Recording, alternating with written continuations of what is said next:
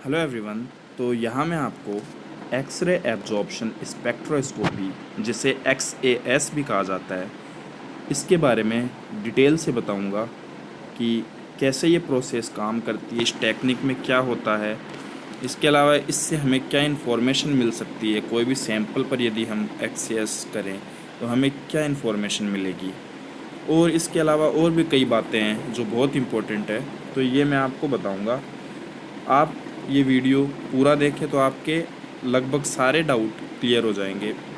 तो मैं स्टार्ट करता हूँ। तो देखिए, सबसे पहले आप ये डायग्राम देख सकते हैं। तो इसमें सिंक्रोट्रॉन्स रेडिएशन सोर्स रखा हुआ है यहाँ पर। तो पहली बात तो आपको ये याद रखनी है कि जो एक्सरे एब्जॉर्प्शन स्पेक्ट्रोस्कोपी है, उसमें यदि आपसे कोई पूछे कि कौन सा सोर्स यूज में आता है, मतलब एक्सरे बीम जिससे निकलती है वो सोर्स कौन सा होता है, तो आप बोलोगे वो सोर्स है सिंक्रोट्रॉन रेडिएशन सोर्स। ठीक है। अब क्वेश्चन ये बनता है कि सिंक्रोट्रॉन रेडिएशन सोर्स ही क्यों यूज में लेते हैं हम एक्सएस में। तो इसका कारण मैं बताता हूँ। ये इसलिए लेते हैं क्योंकि इससे हमें, इस सिंक्रोट्रॉन रेडिएशन सोर्स से हमें डिफरेंट डिफरेंट फ्रिक्वेंसी की एक्सरे बीम मिलती है। तो सिंक्रोट्रॉन रेडिएशन सोर्स क्या काम करता है, डिफरेंट डिफरेंट टाइप की एक्सरे बीम हमें प्रोवाइड करवाता है। डिफरेंट डिफरेंट टाइप की मीन्स हमें ट्यून्ड एक्सरे बीम मिलती है। हम चेंज कर सकते हैं एक्सरे बीम है उसकी एनर्जी को। ठीक है। तो इसलिए इम्पोर्टेंट है। एक्सएस में हमें क्या होता है कि हमें अलग अलग टाइप की एनर्जी की एक्सरे बीम चाहिए होती है जो कि सैंपल पर इंसिडेंट करे। ठीक है। तो उसके लिए synchrotron radiation source best source होता है। ठीक है। तो ये आपको हमेशा ध्यान रखना है। अब मैं आगे चलता हूँ।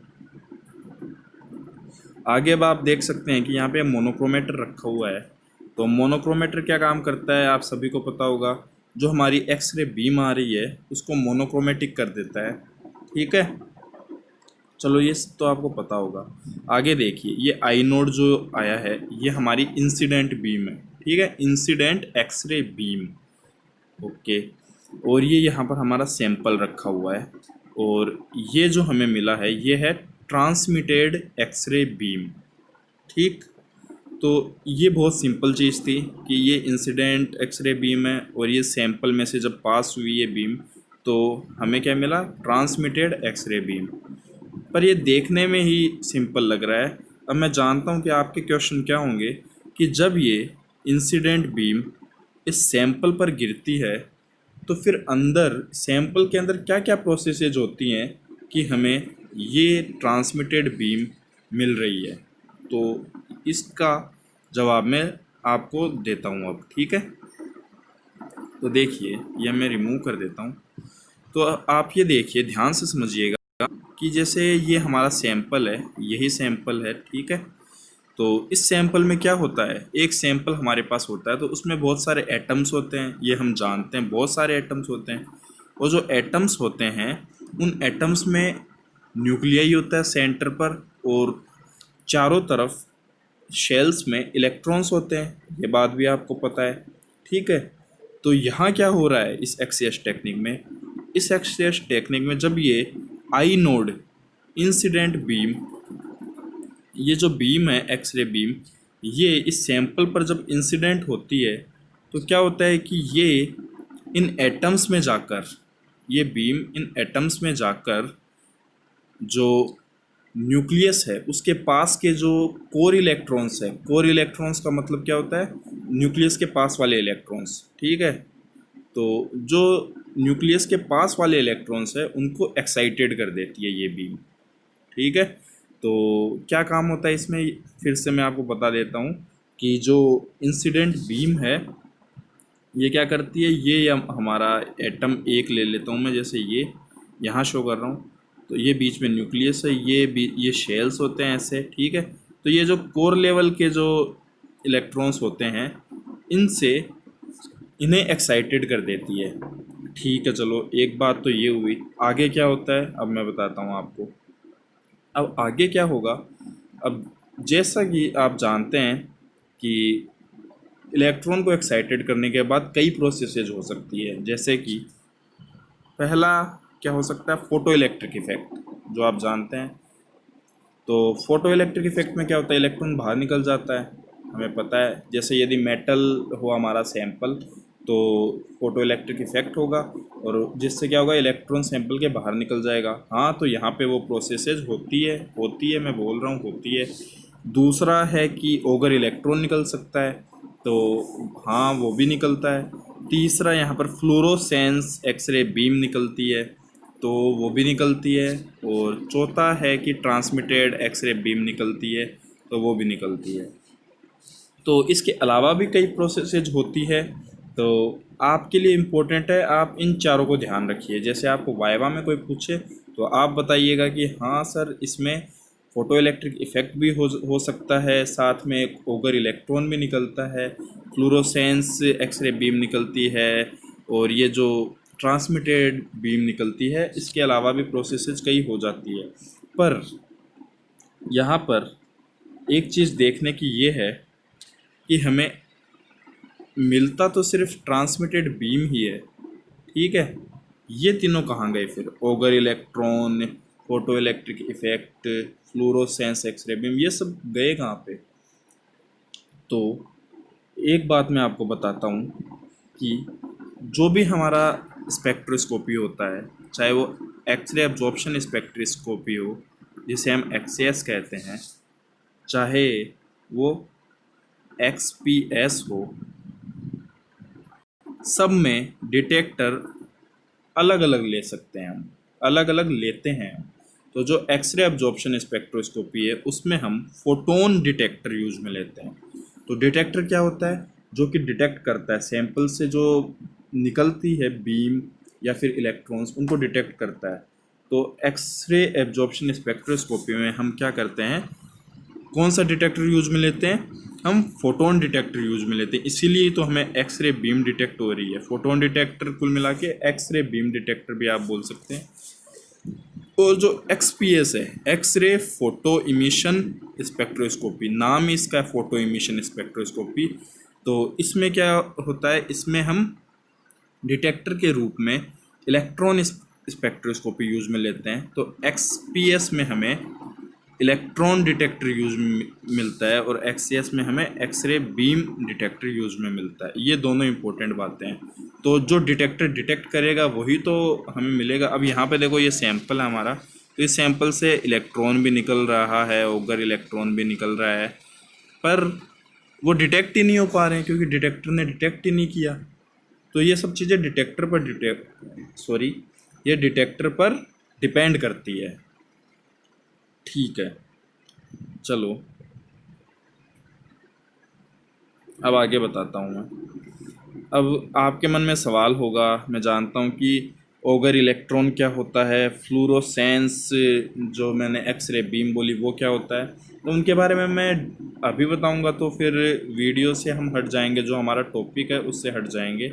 तो उनके बारे में जानना आप कमेंट कर देना, मैं आपको बता दूँगा, ठीक है, कि ये क्या होती है चीज़ें जो मैंने बोली। पर अभी के लिए आप रिटर्न में लिख सकते हैं ये सब बातें, ठीक है।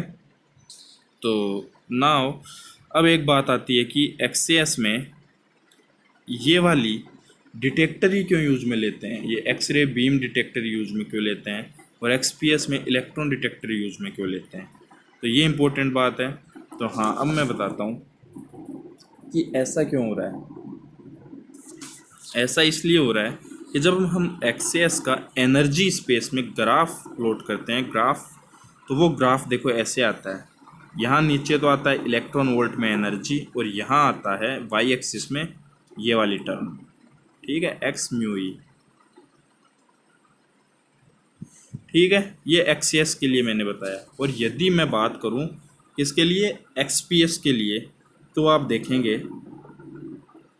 एक्सपीएस के लिए यदि बात करूं तो जो ग्राफ होगा वो उसके अंदर एक्स एक्सिस में तो क्या आ जाएगा, काइनेटिक एनर्जी इलेक्ट्रॉन की, और वाई एक्सिस में आ जाएगा इंटेंसिटी, ठीक है। तो यहाँ एक बात ध्यान रखना, एक्सएस में जो ये ग्राफ आ रहा है इसमें जो हम एनर्जी ले रहे हैं, ये हम सिंक्रोट्रॉन सोर्स से जो एक्सरे बीम निकल रही है उसकी एनर्जी है, ठीक है। एक्सरे बीम निकल रही है, ये फोटोन की एनर्जी है, ध्यान रखिए। एक्सएस में फोटोन की एनर्जी एक्स एक्सिस में आ रही है, और XPS, x-ray photo emission spectroscopy, इसमें एक्स एक्सिस में क्या आ रहा है, इसमें काइनेटिक एनर्जी आ रही है इलेक्ट्रॉन्स की, फोटो इलेक्ट्रॉन्स की जो बाहर निकल रहे हैं, क्योंकि डिटेक्टर ने उन फोटो इलेक्ट्रॉन्स को डिटेक्ट किया था XPS में, तो फिर हमें काइनेटिक एनर्जी भी उन्हीं की मिलेगी। ठीक है, तो इसलिए हम ग्राफ, क्योंकि हम ऐसा प्लॉट करते हैं दोनों में, एक में काइनेटिक एनर्जी इलेक्ट्रॉन की लेते हैं, एक में एनर्जी हम एक्सरे बीम की लेते हैं, इसलिए हम ऐसा करते हैं, इसलिए हम ऐसे डिटेक्टर यूज में लेते हैं। अब एक बात आती है, एक और बात बता देता हूँ, तो आप ये हमेशा ध्यान रखना कि प्रोसेसेज जब सैंपल है, सैंपल पर ये बीम गिरती है तो सारी प्रोसेसेज होती है जो मैंने 4 बताई, उनके अलावा भी हो सकती है, तो वो तो होंगी, पर डिटेक्टर क्या डिटेक्ट करता है उस पर डिपेंड करता है कि हमें मिलेगा क्या। चलिए ठीक है, अब मैं थोड़ा सा इसके बारे में बता देता हूँ। यहाँ पे जो वाई एक्सिस मैंने बताया कि वाई एक्सिस में ये एक्स म्यू ही आता है, तो एक्सिस में जब हम एनर्जी स्पेस में ग्राफ प्लॉट करते हैं कोई भी सैंपल के लिए, तो वाई एक्सिस में आता है एक्स म्यू ही। एक्स होता है सैंपल की थिकनेस, म्यू ही होता है यहाँ पर एब्जॉर्प्शन कोफिशिएंट। ठीक है, तो जो कि इक्वल टू में होता है log आई नोड अपॉन I1। तो यहाँ पे आप ये देख सकते हैं कि जो आई नोड है वो है इंसिडेंट एक्सरे बीम, और जो I1 है वो है ट्रांसमिटेड एक्सरे बीम। तो ये इसका रेशो और log ले लिया फिर। ठीक है, तो ये एक इम्पोर्टेंट चीज़ थी। इसके अलावा और क्या मैं बता सकता हूँ इसमें, तो इतना आपको हमेशा ध्यान रखना है। ठीक है, कि एक्सीएस में, अब मैं आपको बता देता हूँ एक, कि आपको ध्यान हमेशा रखना है कि सिंक्रोट्रॉन सोर्स यूज में क्यों लेते हैं, इसका मैंने आपको रीज़न बता दिया। इसके अलावा सैंपल के अंदर प्रोसेसेज क्या होती है जब ये एक्सरे बीम इंसिडेंट होती है सैंपल पर और ट्रांसमिटेड बीम निकलती है, हम डिटेक्टर यूज में लेते हैं। कौन सा वाला डिटेक्टर यूज में हम लेते हैं, इसमें एक्सरे बीम डिटेक्टर या फोटोन डिटेक्टर कहना ज़्यादा अच्छा लगेगा। ठीक है, इसके अलावा एक और बात बता देता हूँ, ये जो फॉर्मूला है तो आपके दिमाग में आया होगा ये फॉर्मूला आया कहाँ से, तो ये डी एलम्बर्ट्स फार्मूला होता है एक। ठीक है, I is equals to I naught e की पावर माइनस से म्यू एक्स ऐसे करके, तो ये वहाँ से आया है। ठीक है, तो अब आप समझ गए होंगे, आप डिराइव खुद करके देख सकते हैं, तो वहाँ से ये फॉर्मूला आया है। चलो अब मैं बताता हूँ कि जो सैंपल होता है इस एक्सेस में हम क्रिस्टलाइन सैंपल भी यूज़ में ले सकते हैं और एमोरफस सैंपल भी यूज़ में ले सकते हैं। एमोरफस का मीन्स नॉन क्रिस्टलाइन, ये आप जानते होंगे। तो इसमें बेनिफिट रहता है कि हम क्रिस्टल वाले और नॉन क्रिस्टल वाले सैंपल यूज़ में ले सकते हैं, तो ये आपको ध्यान रखना है हमेशा। तो यहाँ पे मैंने क्या बताया आपको, एक्सरे एब्जॉर्प्शन स्पेक्ट्रोस्कोपी की टेक्निक बता दी मैंने कि इसमें क्या प्रोसेस होती है। यदि आपसे कोई पूछे वाइवा में या फिर रिटन एग्ज़ाम में तो आप लिख सकते हैं। एक बात बता दूं, मैंने सारे पार्ट्स नहीं बनाए हैं एक्सीएस के, क्योंकि ये एक रफ़ डायग्राम है एक्सीएस को समझाने का। यदि आप किसी को समझाते हैं तो आपको सारे पार्ट्स बनाने की ज़रूरत नहीं, क्योंकि एक्सीएस कोई छोटी मशीन नहीं है, बहुत बड़ी मशीन होती है। तो जो मेन पार्ट्स होते हैं वो मैंने आपको बता दिए एक्सीएस के, जो कि आपके वाइवा के लिए बहुत इंपॉर्टेंट होंगे। ठीक है, अब मैं आपको बताता हूँ कि एक्सरे एब्जॉर्प्शन स्पेक्ट्रोस्कोपी की टेक्निक है वो तो आप जान गए। अब मैं आपको बताता हूँ कि एक्सीएस में जो एक सैंपल यदि हम लेते हैं उस पर एक्सीएस करते हैं तो हमें क्या इन्फॉर्मेशन मिलती है उस सैंपल के बारे में, तो वो मैं बताता हूँ। तो चलो आगे चलते हैं। तो ये डायग्राम आप देख सकते हैं, तो इस डायग्राम में मैं बताता हूँ एक एक करके ये क्या हो रहा है। तो यहाँ इंसिडेंट एनर्जी को ये शो कर रहा है, मैंने बताया था ये एनर्जी स्पेस ग्राफ है। ठीक है, पहली बात तो यही आपको ध्यान रखना है, एनर्जी स्पेस ग्राफ को हम ई स्पेस ग्राफ भी बोलते हैं, ई स्पेस। ठीक है, तो ई स्पेस ग्राफ है, इसमें एक्स एक्सिस पे मैंने पहले ही बता दिया कि इंसिडेंट एनर्जी मतलब एक्सरे बीम की एनर्जी है, और जो कि सिंक्रोट्रॉन रेडिएशन सोर्स से निकल रही है। तो देखो अभी आगे जैसे जैसे जा रही है, तो इसीलिए हमने ट्यूनेबल एक्सरे बीम यूज में ली, मतलब ये सिंक्रोट्रॉन रेडिएशन सोर्स यूज में लिया, जिससे हम एनर्जी को चेंज करते जाएं, ऐसे वो आगे बढ़ती जा रही है, बढ़ती जा रही है। ठीक है, नॉर्मलाइज्ड एब्जॉर्प्शन ये कुछ नहीं है, ये वही एक्स म्यू ही है जो मैंने बताया था आपको। ठीक है, अब मैं बताता हूँ कि सैम्पल्स की हमें क्या इन्फॉर्मेशन, क्या बेनिफिट है, एक्सएस का क्या इन्फॉर्मेशन मिल सकती है सैंपल की। तो एक बात आप ध्यान रखिए कि जो एक्सएस है तो उसमें ऐसा नहीं है कि आप डायरेक्ट बता सकते हैं किसी सैंपल के बारे में कि हाँ इससे हमें ये बॉन्ड डिस्टेंस मिल जाएगी सैंपल में और हमें ऑक्साइडेशन स्टेट मिल जाएगी। नहीं, एक्सएस में भी रीजन्स होते हैं, एक होता है जेनस रीजन और एक होता है एग्जाफ रीजन। अब इनकी फुल फॉर्म आप देख सकते हैं यहाँ पे क्या दे रखी है। ठीक है, तो जेनस रीजन जो है और एग्जाफ रीजन जो है ये मेन पार्ट्स होते हैं, तो इनकी अलग अलग स्टडी की जाती है। तो एक बात मैं बताऊं कि जो एक्सरे एब्जॉर्प्शन स्पेक्ट्रोस्कोपी है इसकी यदि आपको पूरी स्टडी करनी है तो ये पता कैसे चलेगा कि जेनस रीजन में कैसे क्या इन्फॉर्मेशन मिल रही है, एग्जाफ रीजन में क्या इन्फॉर्मेशन मिल रही है, और ये ग्राफ प्लॉट कहाँ पर करेंगे हम। तो ये सब होता है, एक सॉफ्टवेयर होता है Athena software, ATHENA, Athena software. ठीक है, तो इस सॉफ्टवेयर की मदद से आप जेनस रीजन में और एग्जाफ रीजन में मीन्स ये पूरा ग्राफ है, ई स्पेस ग्राफ खींच सकते हैं। इसके अलावा ये एथेना सॉफ्टवेयर बहुत बड़ा सॉफ्टवेयर है, मीन्स इसमें आप ई स्पेस ग्राफ एक्सेस के लिए, आर स्पेस ग्राफ, के स्पेस ग्राफ और डाटा अलाइनमेंट, फिटिंग वगैरह कई चीज़ें कर सकते हैं। ठीक है, तो ये सॉफ्टवेयर जो है ये एक्सेस के लिए काम में आता है, ये तो आप बता सकते हैं यदि आपको कोई पूछे तो। वैसे एक बात मैं बता दूं कि ये सब बातें मैं कैसे बता रहा हूँ, तो मेरे MSc फाइनल ईयर में एक्सेस पर प्रोजेक्ट रह चुका है। मैंने MNTI-O3 सैम्पल और प्योर एमन के लिए एक्सेस किया था इस एथेना सॉफ्टवेयर की मदद से, और इसके अलावा एक आर्टेमिस सॉफ्टवेयर और होता है, तो वो आर्टेमिस सॉफ्टवेयर जो है वो फिटिंग के काम में आता है। तो यदि आपके वो काम की चीज़ नहीं है तो कोई दिक्कत नहीं है, पर यदि आपको जानना है, आपके प्रोजेक्ट में है या आपको इंटरेस्ट के लिए जानना है, तो मैं आपको बता सकता हूँ एथेना सॉफ्टवेयर के बारे में भी, आपको बस कमेंट करना होगा। ठीक है, अब देखिए यहाँ पे मैं थोड़ा सा आइडिया दे देता हूँ आपको, ज़्यादा बड़ा मैं नहीं बनाना चाहता वीडियो को। तो आप ये देखिए कि एक्सरे एब्जॉर्प्शन स्पेक्ट्रोस्कोपी में क्या हो रहा है कि ये जेनस रीजन है, इसमें होता क्या है, इसमें हमें यदि आपसे पूछिए इससे क्या इन्फॉर्मेशन मिलेगी, तो आपको ऑक्साइडेशन स्टेट के बारे में पता चलता है सैंपल की। ठीक है, इस रीजन में आपको सैंपल की ऑक्साइडेशन स्टेट के बारे में पता चलता है। जैसे आपका सैंपल मान लो है कि सिल्वर है, तो सिल्वर पर ऑक्साइडेशन स्टेट क्या होगी तो वो आपको पता चल जाएगा।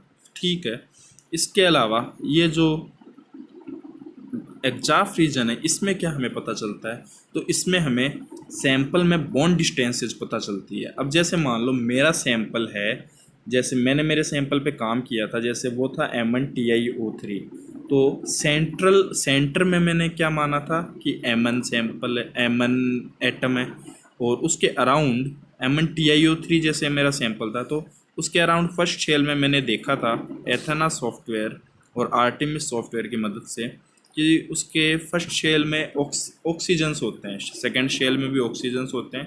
ठीक है, तो ये फर्स्ट शेल की डिस्टेंस सेंट्रल एटम से, ये फर्स्ट बॉन्ड डिस्टेंस होती है, सेकंड शेल की सेंट्रल एटम से सेकंड बॉन्ड डिस्टेंस होती है। तो इस बात का पता हमें किससे चलता है, एग्जाफ रीजन में पता चलता है हमें। ठीक है, और हम ये भी कह सकते हैं कि हमें लोकल स्ट्रक्चर के बारे में पता चलता है। ये एक फिजिक्स की लैंग्वेज है एक्सेस के लिए। ये है, यदि आप बोलोगे तो ज़्यादा अच्छा लगेगा कि लोकल स्ट्रक्चर के बारे में हम पता कर सकते हैं एग्जाफ रीजन में सैंपल के लिए। तो लोकल स्ट्रक्चर का मीन्स कुछ नहीं, बस यही होता है कि एक सेंट्रल एटम हमने चूज़ किया, उसके चारों ओर में उसके नियरेस्ट नेबर में कौन कौन से एटम्स आ रहे हैं। ठीक है, तो ये बात ध्यान रखनी है। ये ट्रांजिशन दिए हुए हैं, कैसे ट्रांजिशन हो रहा है, यहाँ मैं फुल डिटेल से देखो वीडियो नहीं बना रहा है। ये मैंने एक बिगिनर के लिए वीडियो बनाया है कि वो जान सके कि एक्सेस टेक्निक क्या होती है, उसमें रीजन्स कौन कौन से आते हैं। अब आपको क्या करना है कि यदि आपको जानना है कि ये ग्राफ कैसे आ रहा है, ये ट्रांजिशंस इलेक्ट्रॉन के कैसे हो रहे हैं, ये एजेज क्या है, प्री एज, राइजिंग एज, एक पोस्ट एज भी होती है, तो ये क्या है, तो इसके लिए आपको कमेंट करना होगा और मुझे बताना होगा, तब जाके मैं जान पाऊँगा कि हाँ, कि अगले वीडियो की भी ज़रूरत है आपको।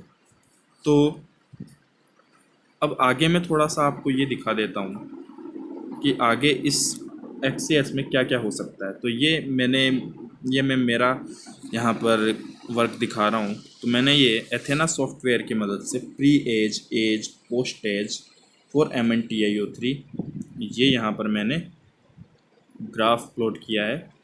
इसके अलावा pre edge, edge, post edge for pure Mn normalised graph बनाया है MnTiO3 का, नॉर्मलाइज्ड ग्राफ ऑफ Mn। तो यदि आप जानना चाहते हैं कि हाँ, ये सैंपल जो होते हैं हमारे, उनके लिए जो ग्राफ आ रहे हैं, तो इनको कंपेयर कैसे किया जाता है, ये दो ग्राफ दिख रहे हैं आपको, इनको कंपेयर किया कैसे जाता है, के स्पेस में ग्राफ कैसे बनाते हैं और क्या इन्फॉर्मेशन मिल रही है हमें इस ग्राफ से, तो ये मैं बता सकता हूँ। के space graph for pure Mn, इसके बारे में बता सकता हूँ मैं। Are space graph for MnTiO3, एक बात बता दूं कि आर स्पेस ग्राफ है तो उससे हमें जो सैंपल की बॉन्ड डिस्टेंसेज है उनके बारे में पता चलता है। या R space graph for pure Mn है, अलाइनमेंट है MnTiO3 का। तो आप जान गए होंगे कि मैं आपको एथेना सॉफ्टवेयर के बारे में बड़े अच्छे से बता सकता हूँ यदि आपका प्रोजेक्ट है इसमें। ये वीडियो मैंने इसलिए बनाया क्योंकि हिंदी में इसका कोई वीडियो नहीं था, इसलिए मैंने इस वीडियो को बनाया है।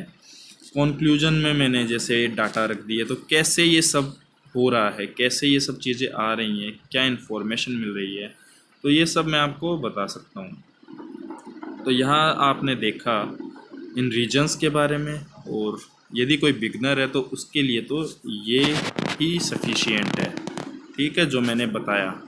तो होप आपको अच्छा लगा होगा ये वीडियो। और यदि मैं आपको बता दूं, आपको XCS पर आगे डिटेल्ड वीडियो चाहिए, एथेना सॉफ्टवेयर पे वीडियो चाहिए, या आर्टिमिस सॉफ्टवेयर पे वीडियो चाहिए, इसके अलावा और भी कई सॉफ्टवेयर है जिनकी मुझे जानकारी है, जैसे ओरिजिन सॉफ्टवेयर हुआ हमारा जिसमें ग्राफ प्लॉट करते हैं, और XPS के बारे में यदि आपको जानना है, ठीक है। और XPS के अलावा यदि XRD के बारे में जानना है, powder method, crystal rotating method, Laue diffraction method, तो मैं बता सकता हूँ, क्योंकि मैंने ऐसा नहीं इनके बारे में पढ़ा है, मैंने इनकी मशीनों पर काम किया है। मैंने IIT मंडी से MSc मेरी चल रही है अभी, MSc IIT मंडी से, तो मैंने ये XRD मशीन ने इन पर काम किया है। XPS पे भी काम किया है, एक्सरे एब्जॉर्प्शन स्पेक्ट्रोस्कोपी है, ये वाली मशीन नहीं है, पर इसका मैंने थ्योरेटिकल वर्क किया है, तो मैं आपको इनके बारे में अच्छे से बता सकता हूँ, ठीक है। तो होप आपको ये वीडियो अच्छा लगा होगा। तो यदि आपको डिटेल में ये सब वीडियो चाहिए तो मैं आपको बता दूंगा, आप मुझे बस कमेंट कर देना, ठीक है। तो आपको अच्छा लगा होगा ये वीडियो, तो थैंक यू।